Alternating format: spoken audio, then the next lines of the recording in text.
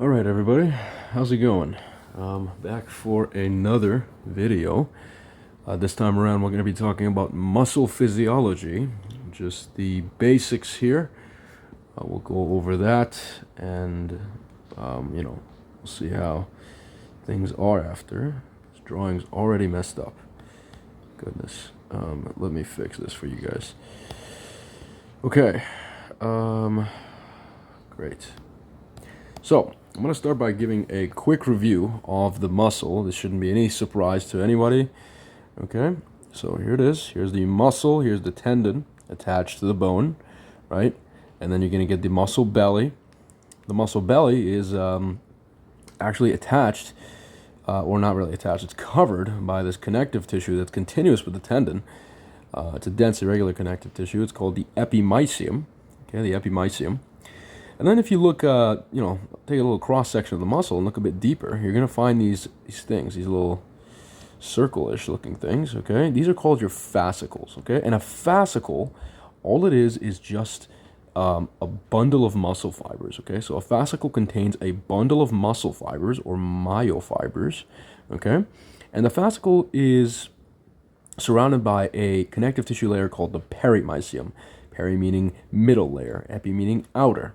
Okay, if I take this fascicle and I take one of these little circles that's inside of it, if I take one of those out, one of those, it's going to be called a myofiber. Okay, so there's multiple myofibers inside of a fascicle. Remember that. Okay, and inside of a myofiber is myofibrils. Okay, it's important to distinguish here.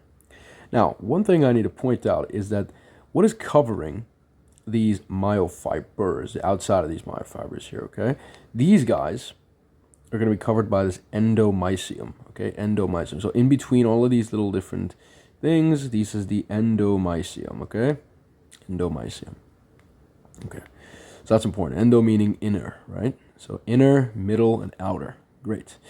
Again, it's important to distinguish that the myofibril is inside the myofiber, okay?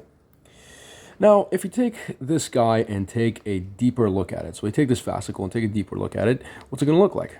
Here's the muscle fascicle, right? Again, I pull out a single muscle fiber, and if I look at a single muscle fiber, there's going to be multiple myofibrils inside. What does myofibril look like?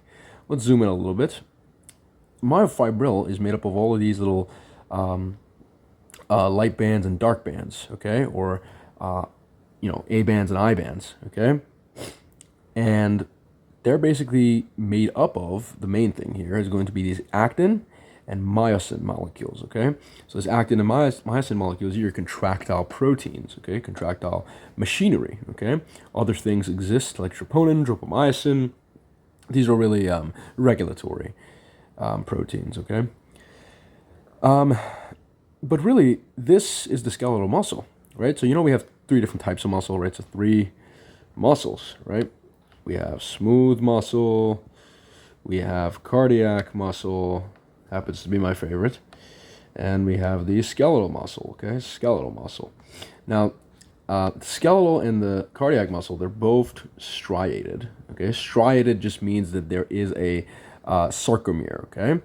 And I'll tell you what a sarcomere is soon, but the smooth is smooth because there is no striation. No striation. Due to what? Due to no sarcomere. So what is a sarcomere? If I zoom in on this actin and myosin, and matter of fact, if I zoom in on this whole thing and look at it here in large, this is what I'm going to see. This is what I'm going to see. I'm going to see a whole bunch of contractile machinery, okay? And let's add a nice little protein in the middle that is actually missing. And again, let's add it in there. There we go. So what am I going to see? I'm going to see all of these little different contractile machineries, and this should kind of look familiar to you already. But a sarcomere is defined as this pink thing to this pink thing. What is this pink thing called? It's called a Z line or a Z disc. Okay, so Z disc. I'm going to actually write this down. Oops. I'm going to write down this guy is the Z disc, okay? Or the Z line, whichever you want it, okay? But a sarcomere is defined as Z line to Z line. Okay? So this is one sarcomere, this is another sarcomere. Okay? You have many sarcomeres within one myofibril. So this is a sarcomere. Okay? So this is sarcomere. Now, other key anatomical landmarks here that I want you to know. There's obviously going to be important proteins here. This guy, this is your myosin. Okay, so here's your myosin. This blue guy is going to be your actin. This green guy is my depiction of troponin. You'll see troponin is very important. It has 3 subunits, right? One binds calcium, one is binding actin, and the other is binding this orange molecule. What is this orange molecule? This orange molecule is called tropomyosin, right? So this troponin is bound to tropomyosin, but it also has a subunit that's bound to this actin. All right. So that's great. What else? What is this protein here? This protein is a special protein here. This is called the M line. Okay, and the M line, you don't really have to know this, but it consists of a special molecule here, or a protein called myosin. Okay, made up of a whole bunch of other proteins as well, but the main one here being myosin. Now, what are some landmarks I want you to know? Ooh, one more protein. This green guy. What is this green guy? This guy is titin. This is the largest protein in the body, okay? It's believed to not only hold myosin in place by anchoring it to the Z line, okay? It also has an elastic ability where after you stretch the muscle, it's able to recoil, okay? So it has the viscoelastic property of a muscle fiber.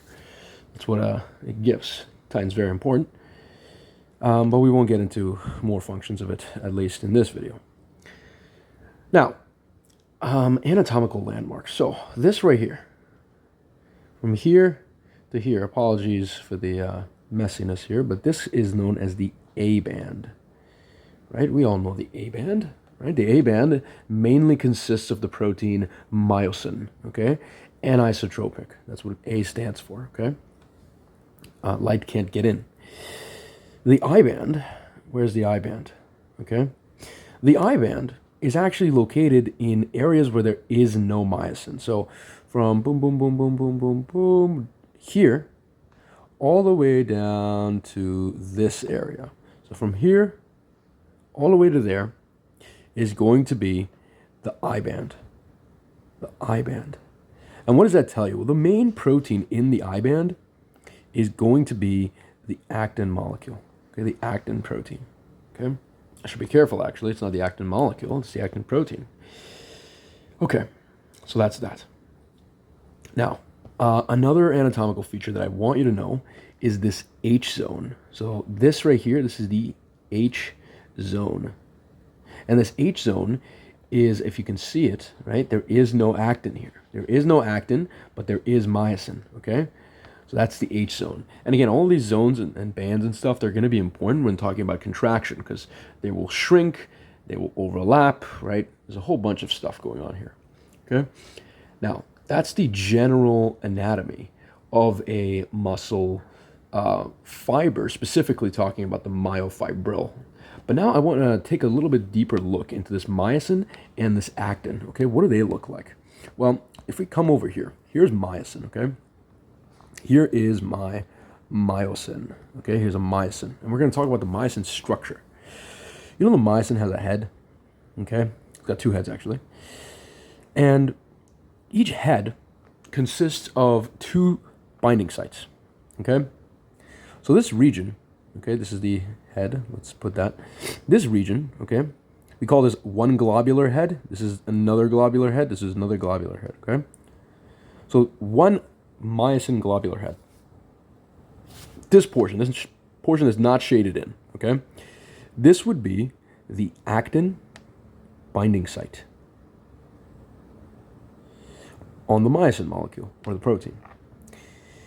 This region, this is known as the myosin ATPase. Why is it ATPase? Well, in order for myosin to go through the power stroke, it needs ATP, it requires ATP. Okay, and A's in biochemistry usually is referred to as an enzyme, right? So any enzyme that uses ATP is called an ATPase, okay? All right. So, and of course, the name of this protein is myosin, so myosin ATPase. And you can see there's a myosin ATPase here, and there's an actin binding site here, okay? Great. What is this green thing? This green thing is actually known as the light chain, the myosin light chain. And I won't get into this too much, but this is actually a very cool portion of the myosin chain, and it differs between different types of myosin. But basically, it can regulate myosin's power stroke abilities, okay? Basically, whether or not myosin is more or less sensitive to calcium is regulated by these light chains. Again, you don't have to know this, but just know that this light chain is a specialized protein that stabilizes the head region of myosin, and it has some regulatory roles as well, which is beyond what you would have to know. Now, so that's that. Another thing. You see this portion? This is the myosin tail. But really, it consists of this heavy chain, right? Because remember, we had a light chain, so we have to have a heavy chain. So this is a light chain. It's a heavy chain. And if I put one tail plus one head together, I actually get a heavy chain. I get a heavy chain, okay? So one tail, this is one tail here, plus that one head, that's going to be one heavy chain, and then another heavy chain right there, okay? So it's very important to understand. So this is myosin's kind of structure, okay? This is myosin's structure. What about actin? What does actin look like? Let's move this down here. Well, here's actin, right? Here's a cool thing about actin that I want you to understand beforehand, is that actin has, actin actually polymerizes. It polymerizes, okay? So what I want you to know is that this right here, this is one actin molecule. You can also call it a globule, okay? So it's the same thing as calling it a globule. So this is one actin molecule or globule. This is another actin molecule, okay? And this right here is another molecule, actin molecule, okay? They're single little proteins, okay? And then they're going to start to polymerize. What does a polymerize mean? What does it mean to polymerize, guys?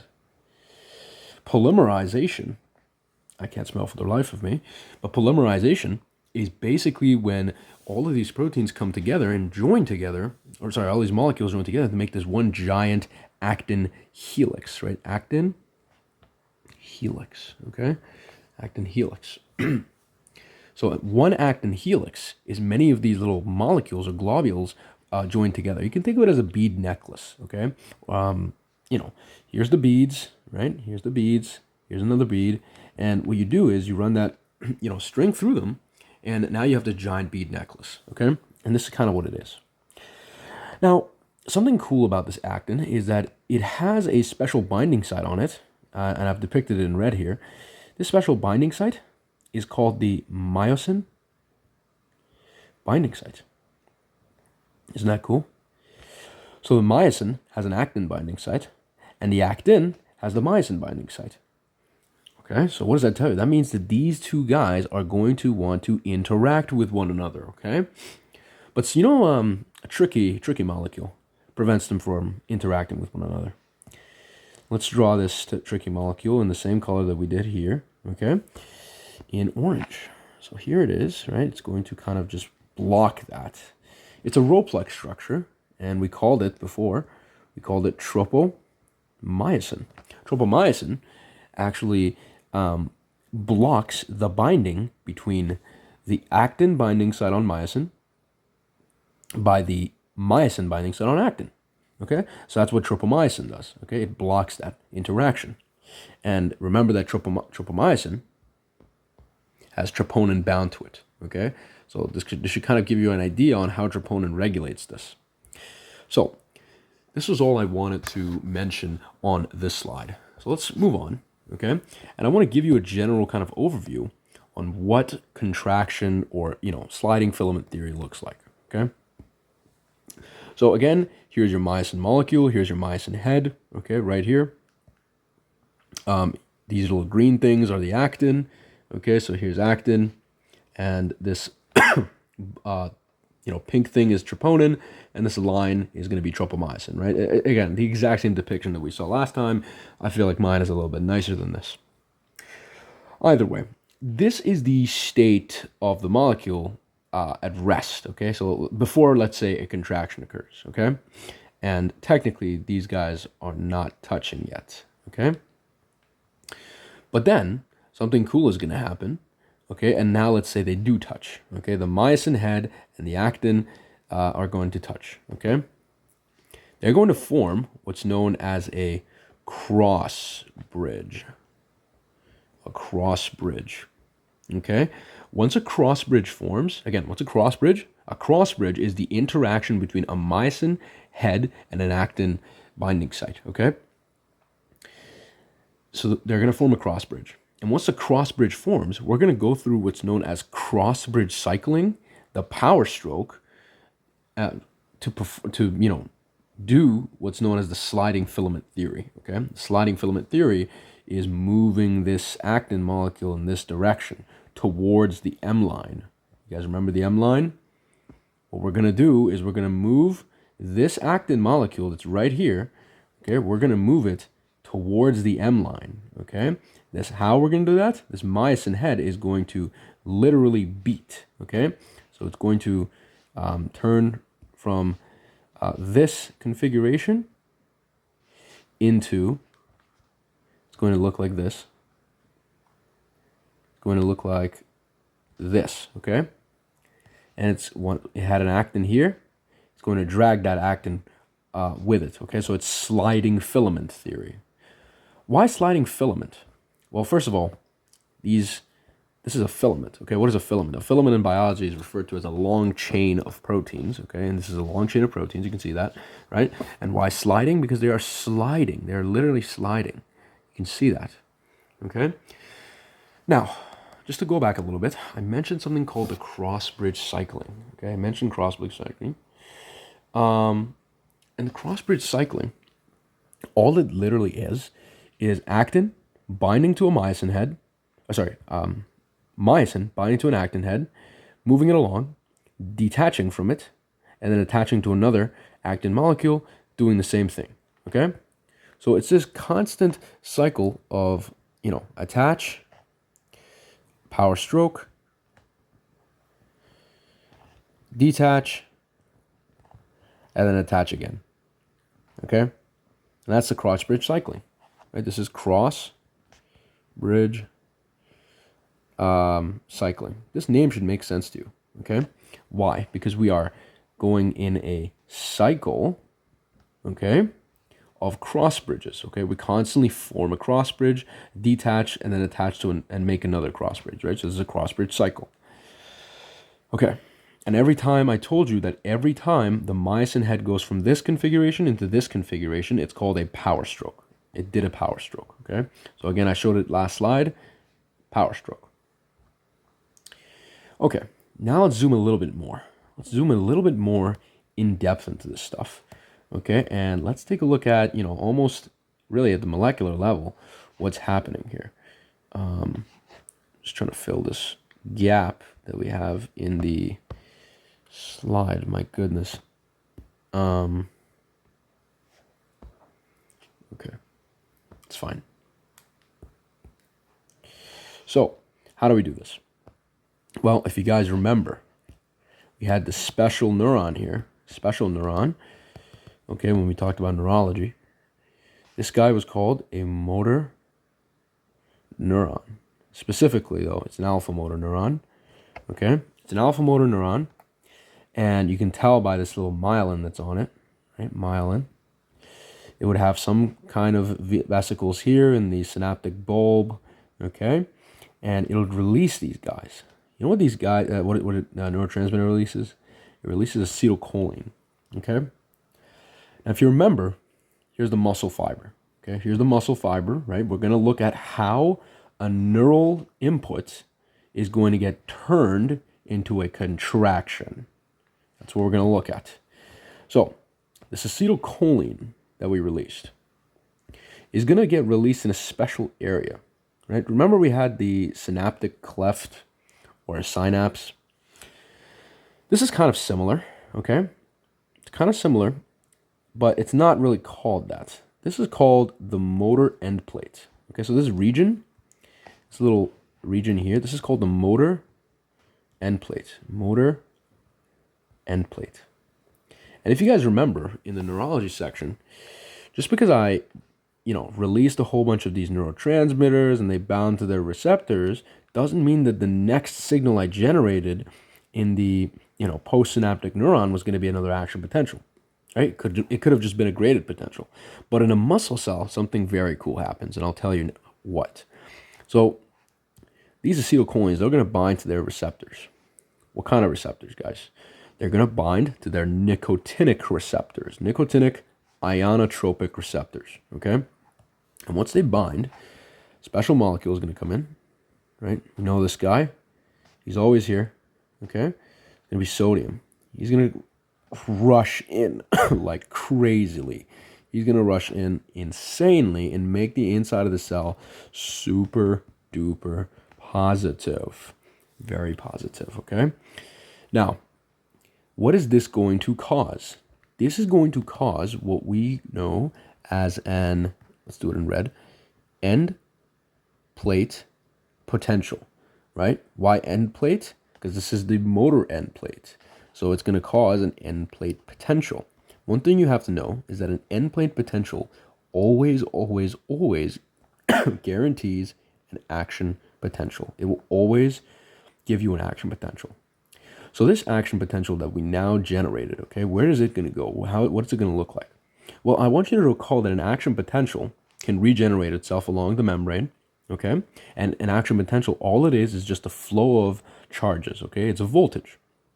Now, I haven't shown it here, but this positive charges is bidirectional, right? It can travel this way and it can travel that way, as opposed to the neuron where it only goes in one direction, right? In a muscle fiber, it can go in multiple directions, so here and there.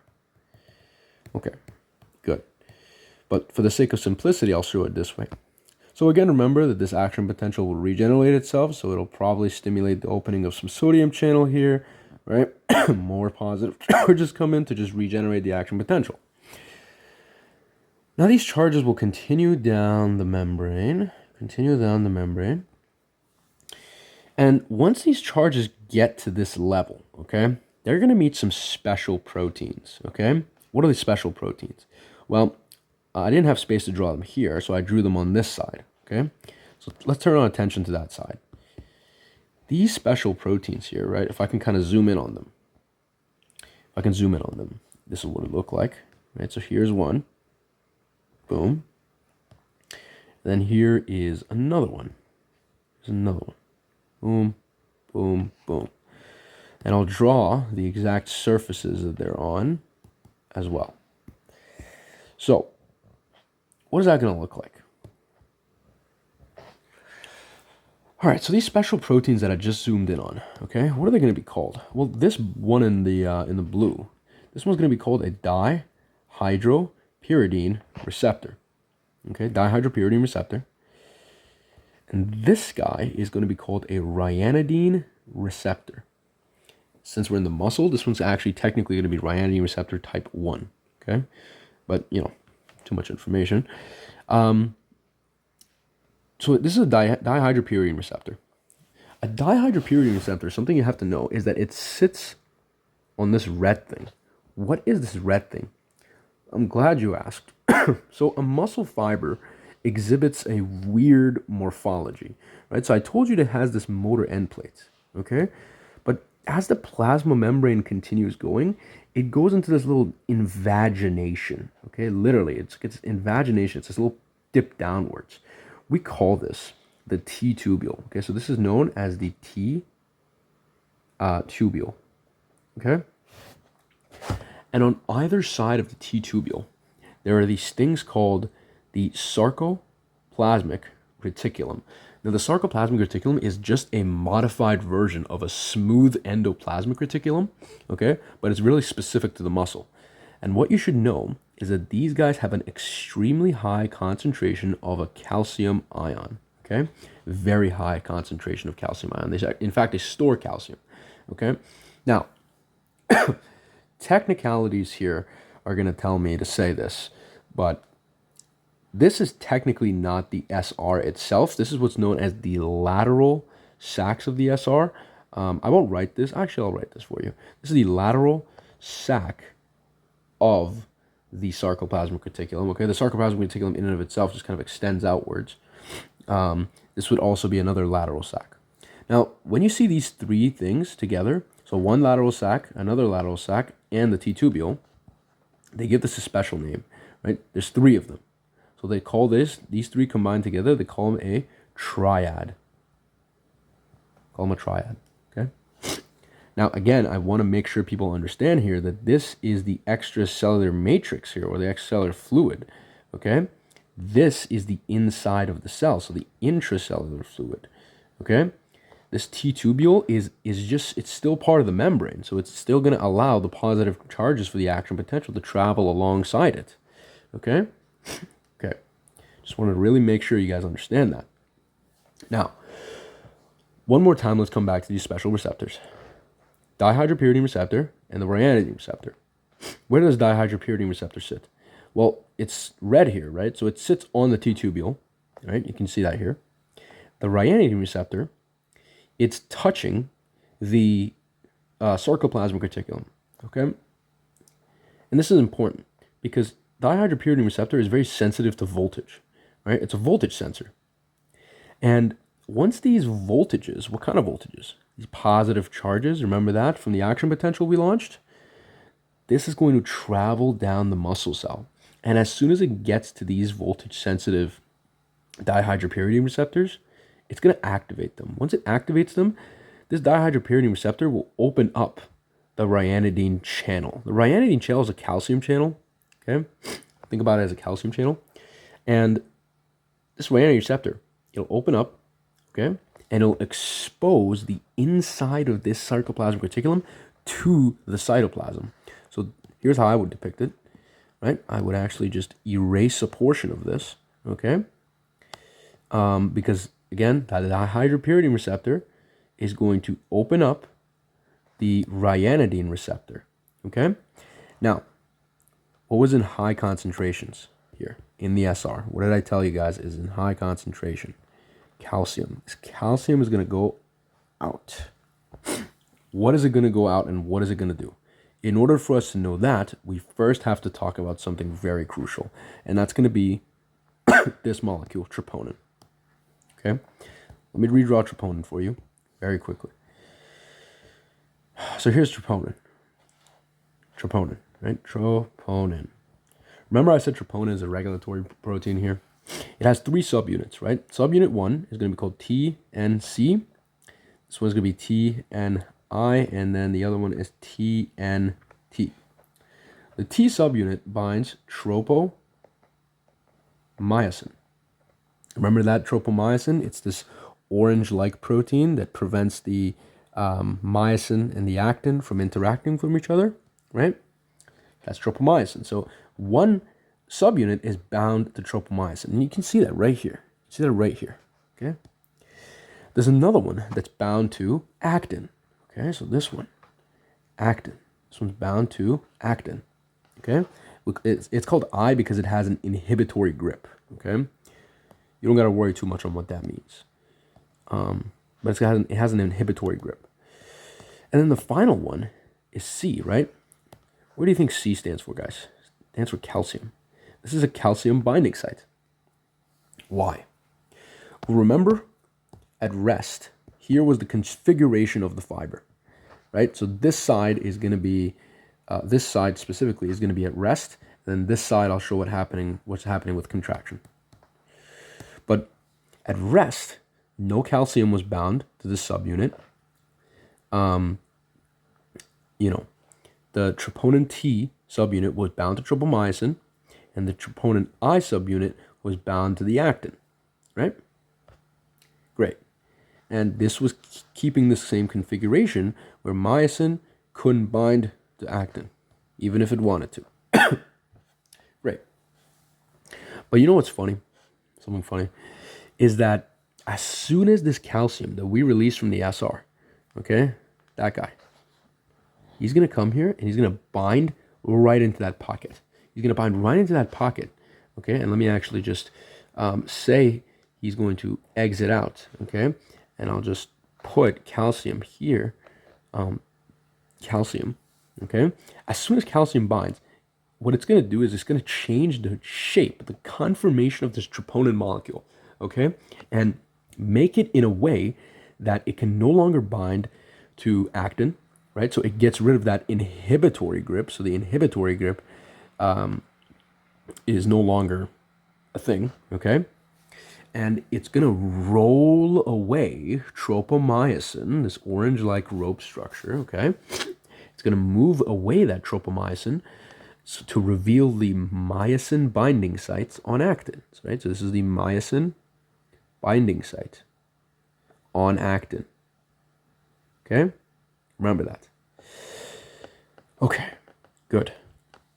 Now what's going to happen? Now our special friend myosin here can go ahead and bind to its buddy actin, okay? It's going to reach up and it's going to say, hey, actin, buddy, I want to talk.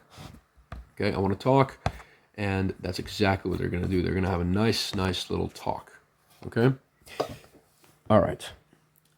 So that's that. Now, just a quick recap.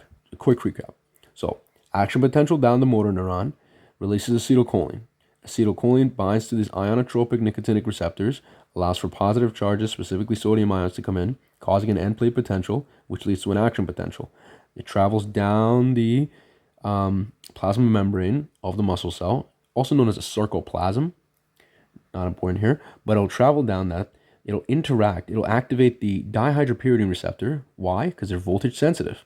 So it'll activate the dihydropyridine receptor, which will then open up this ryanodine receptor, allowing for calcium to come out of the lateral sacs of the sarcoplasmic reticulum.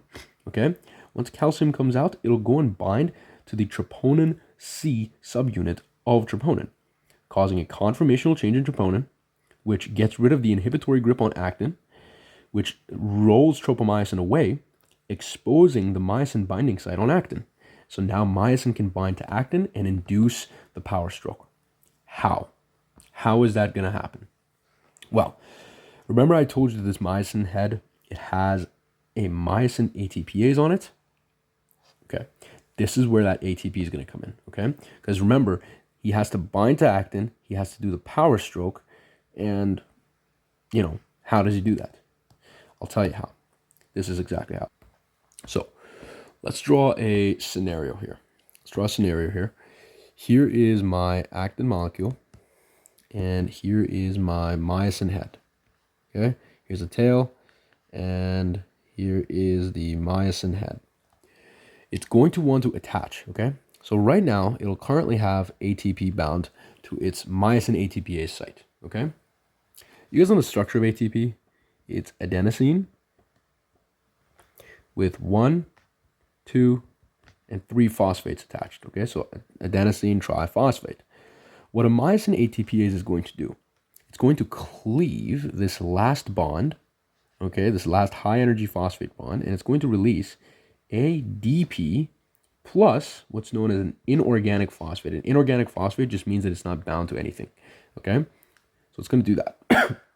What is that going to look like? So this myosin ATPase currently has ATP bound to it, okay? It's going to cleave that ATP into ADP and inorganic phosphate, and it's going to make something that's going to look like this now, okay? Right. So now this guy's attached. Now he's attached, right? This is step 1, this is step 2. Over here, he has ADP plus inorganic phosphate bound to it. In this stage, we call this myosin head energized. This is an energized position for it. The next step is going to be performing the power stroke. Performing the power stroke. Right? So here's the power stroke. Ooh, let's actually keep constant here and take this myosin head and move it. See that? It did this. Okay? It's key to remember that only actin is sliding, not myosin. Okay? Myosin is staying still, but it's pulling actin. Okay, so what is going to look like? What's going to happen here? What's going to happen here? So at this stage, right, it's only going to have a DP bound to it. This is very key to remember, guys. During this power stroke, right, so as this movement is happening, okay, it's going to release an inorganic phosphate, okay? It's going to release an inorganic phosphate.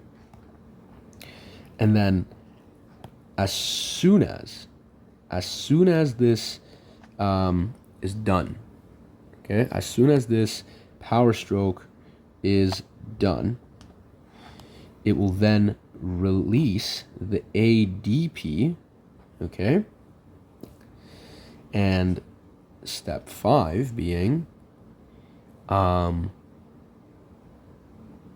here was the previous one that we moved, and it will bind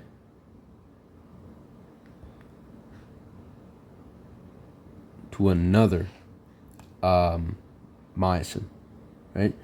Again with that ATP, and then we repeat the whole cycle again, okay? Actually shouldn't be bound technically. So a couple of things I want to note here. The only way that myosin can ever detach from this actin to go and bind to another actin molecule, okay, is in the presence of ATP. If ATP is not available, fresh, new ATP, if it's not available, this myosin head will forever be stuck in this position, okay? And this can happen when you die, right? So in death, okay, you get rigor mortis, okay? So it's going to cause this kind of contracted state, all right? And, you know, this is sometimes why when you see things die, they start to like curl up and really like stiffen.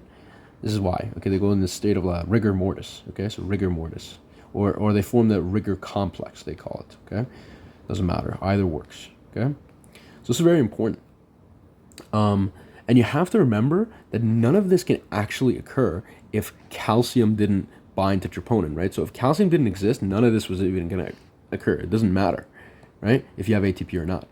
So calcium is a rate limiting step here. Now, so this is how you go through this contraction, okay? So again, I really want to focus this because during the power stroke, we release the inorganic phosphate, but the ADP is still bound. After the power stroke ends, we get rid of the ADP. Myosin is still stuck in this formation. If it binds a new ATP, it's going to detach, go back to this position, okay, and get ready to bind another actin once it hydrolyzes ATP, okay? So this process, this is called hydrolyzing, right? Hydrolyzing. Okay. All right. So now you guys know how this action potential gets converted into contraction, right? We're literally just going to keep bringing every single myosin head, not myosin, every single actin as close as we can to the M line. Remember the M line? Here was the M line, right?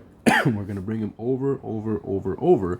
It can actually come to a point where these myosin heads, these actin heads will actually start overlapping with one another. So here's what it would actually look like if I would show that.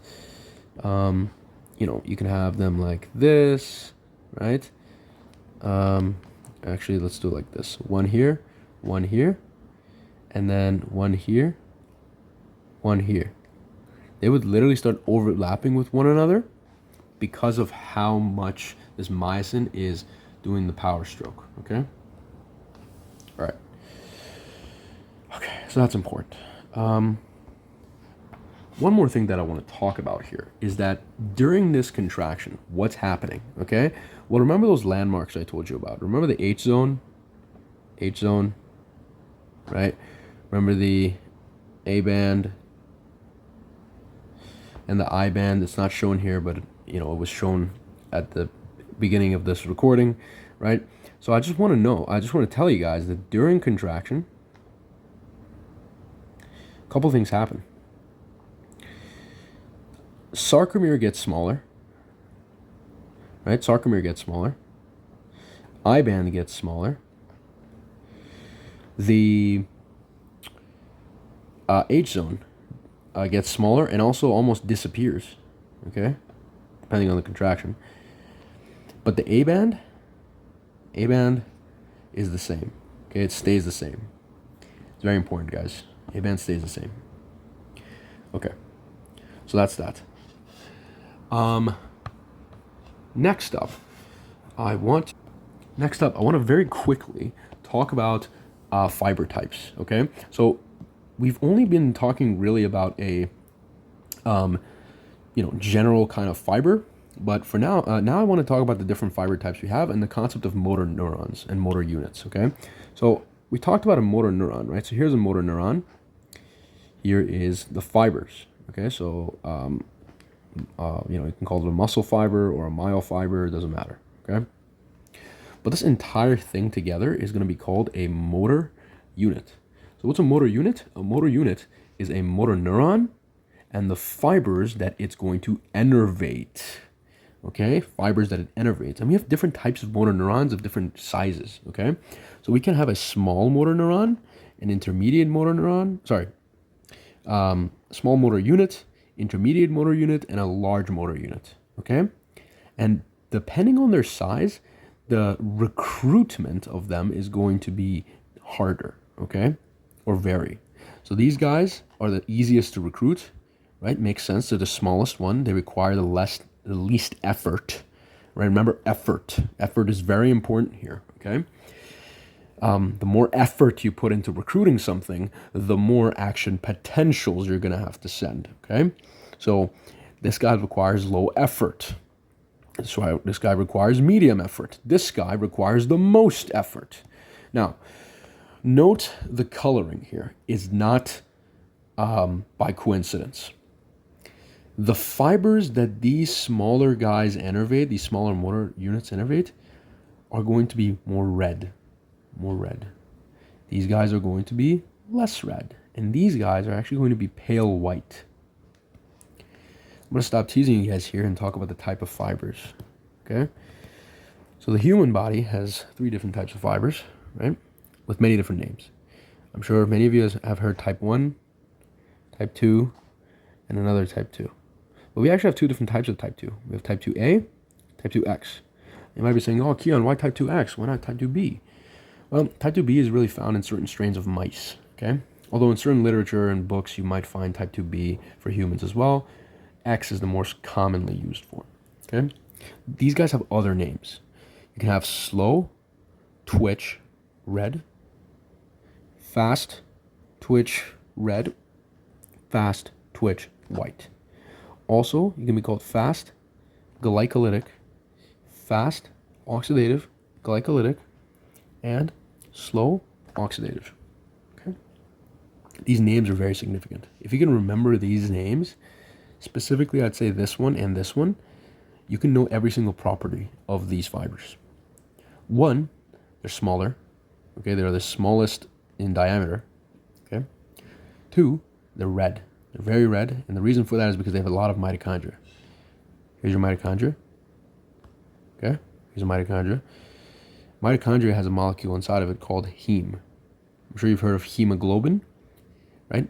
Hemoglobin is in red blood cells. Red blood cells are red because of hemoglobin, more specifically because of heme. Okay, heme is a red pigment. So if a cell has a lot of mitochondria, it has a lot of heme. Meaning what?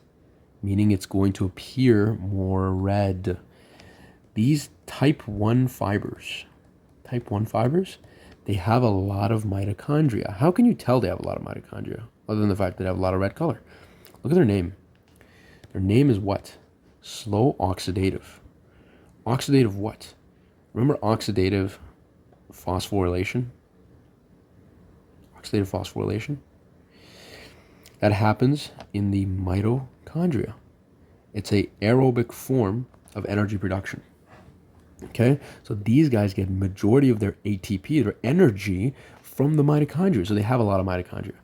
What are these guys? Fast oxidative glycolytic. I like to remember type 2A fibers as being in the middle of this guy and this guy, and they're very like indecisive. Okay, they can't make up their mind about what they want to do, so they just kind of stay in the middle, and they use a little bit of oxidative phosphorylation and a little bit of glycolysis. Okay. And this guy barely uses any mitochondria. That's not to say he doesn't have mitochondria. Okay, these type 2 fibers, they have mitochondria, but they just don't use it as much. Okay, they use glycolysis a lot.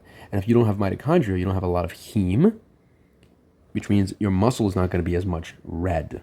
That's why it's a bit more pale. That's why these guys are a little less red than this guy. Okay, hopefully all of this has been making a lot of sense to you, right? It's a long video, so you can go back and watch and rewatch. Now that's that. And again, I told you that recruitment is going to differ, okay?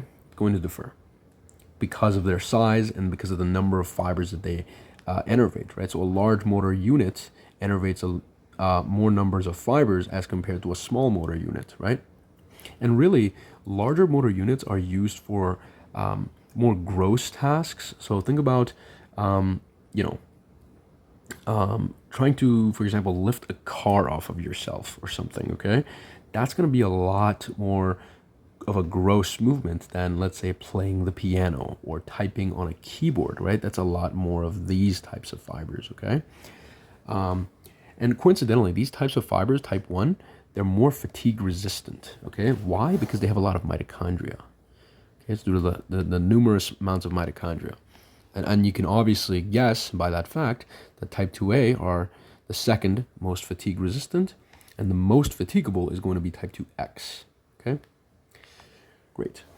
So a couple of things is, the first one is going to be this recruitment, right? How do you recruit fibers? And this is really based on Henneman's size principle. I'm sure you've heard of this guy, size principle. And again, this basically says that based on the size of the motor unit or the fiber, okay, we're going to recruit them, okay? And so the first, again, is going to be type 1. Second will be type 2A, and the next one will be type 2X.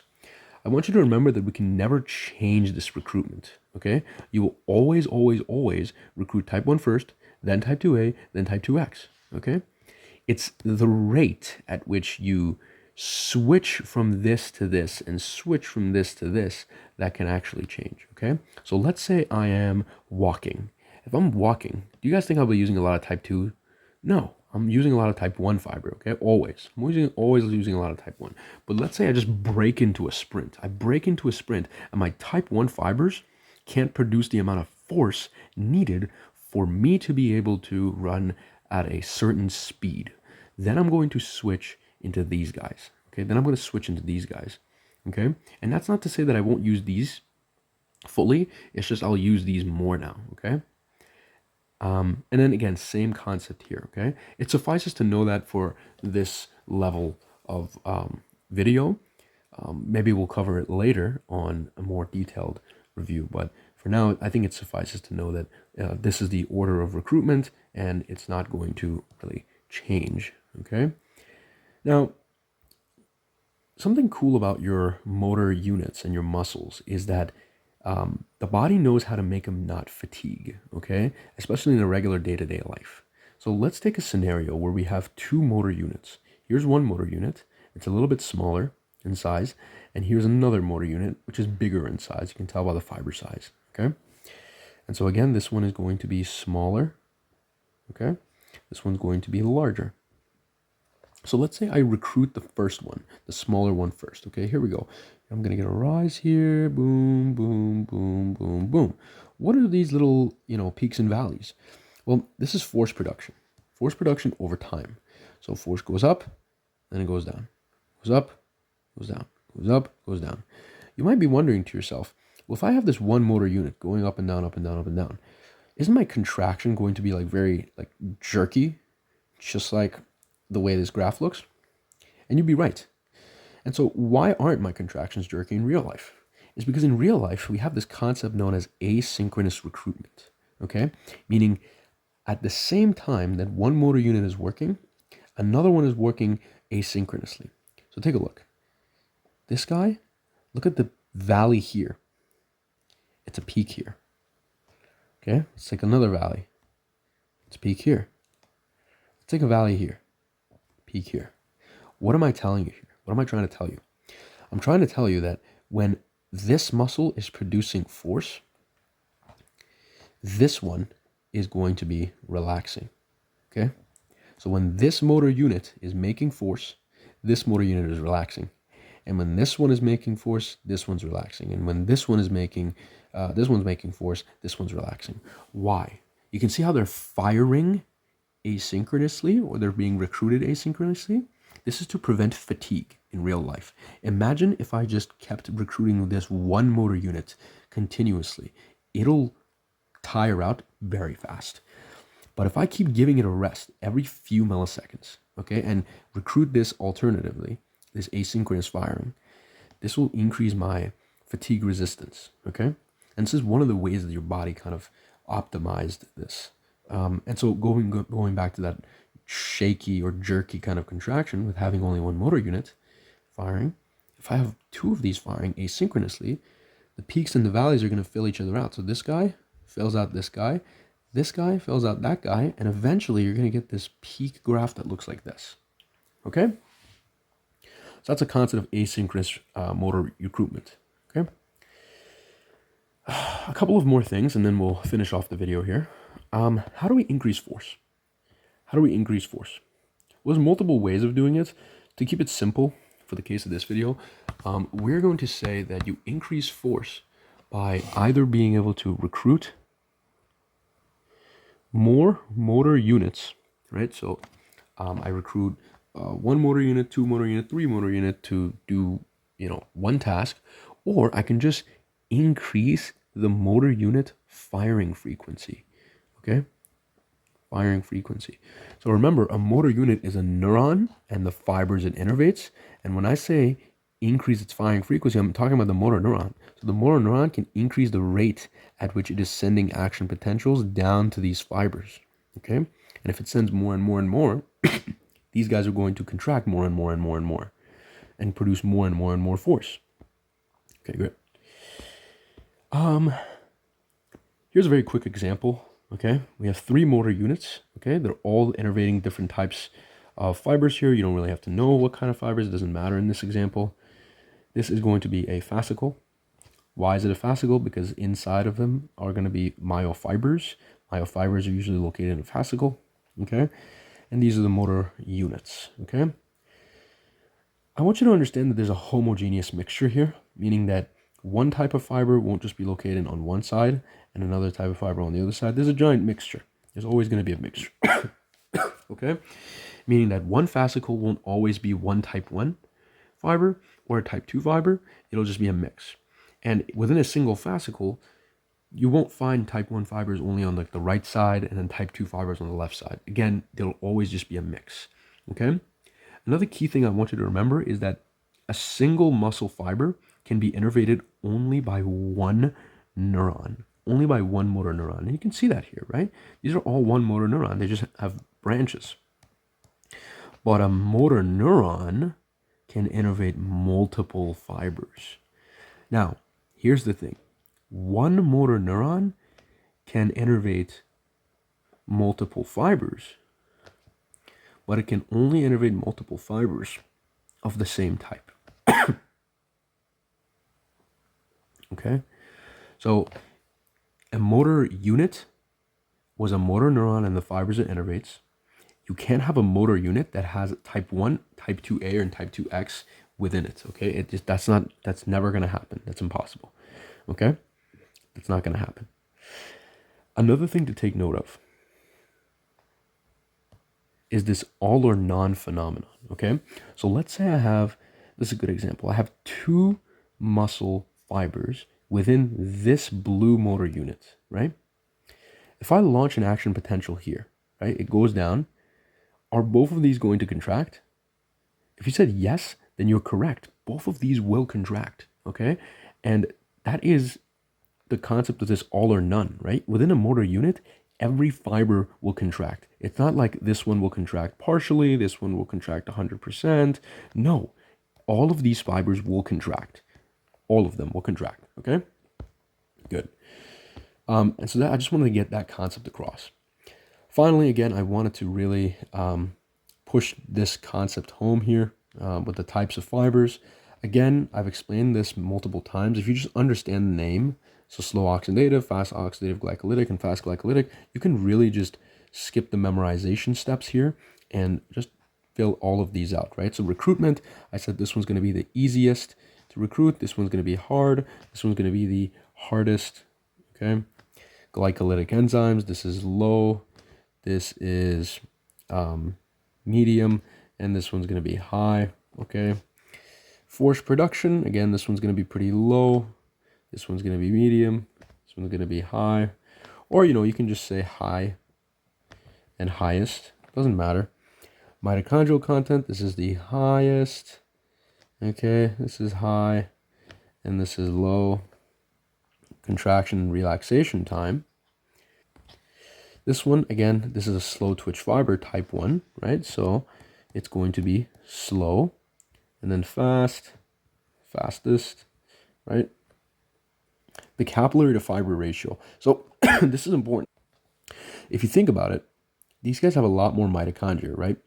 Mitochondria uses oxygen. If you want more oxygen, you need more blood, right? So what does that mean? They need more capillaries. They need more capillary supply. So the capillary to the number of fiber ratio is going to have to be higher here, okay? So high, medium, and then low, okay? And fatigue resistant, it's going to be the exact same thing. High, medium, low, okay? And we've talked about that, right? These guys are less fatigable because of their mitochondrial content, okay? Last thing, and then we'll finish off the video, guys. Again, if you've made it this far and this has helped you, please go ahead and follow. I would really appreciate it. I work very hard on these videos, so I would very much appreciate it. So let's take an example here, okay? Let's say I am going to stimulate this muscle at this time point, okay? That's not even on the graph. And it spikes up, okay? I have one muscle fiber, and I stimulate it, okay? This is going to represent an action potential, okay? Or the amount of effort you're putting in to recruit a fiber, right? And this scenario is going to be about a single fiber. So I launch an action potential, and after a while, this contraction occurs, right? So here's the contractile portion, here's the relaxation portion, okay? So that's what's going to happen. Now, this fiber relaxed because I didn't stimulate it. Let's say I stimulate it again. Stimulate it, okay, it goes up. It's about to come back down again. Come back down. As it's relaxing, I'm going to stimulate it again. As I stimulate it again, it goes up. Okay, it's good. You see what I just did there? I summed it on top of this other one. Okay, this should seem kind of familiar to you from the neuro video. This is called a twitch summation, right? So a twitch is a single contraction, right? And if I summate them, this is called twitch summation. Okay? So let's keep doing this. So again, he's about to relax. I'm going to launch another action potential, okay? And he'll go. And I'm going to just, do this until this happens, okay? So let me show you something. So I'm going to keep doing it, boom, boom, boom, boom, boom, boom, boom. Okay? You notice how at the start, the frequency of my action potentials was very low, but near the end, the frequency of my action potentials became higher. Remember what I said here? You can kind of use the word action potential with effort interchangeably here, okay? So in order to increase the force that I was producing, I had to increase the effort that I was putting in.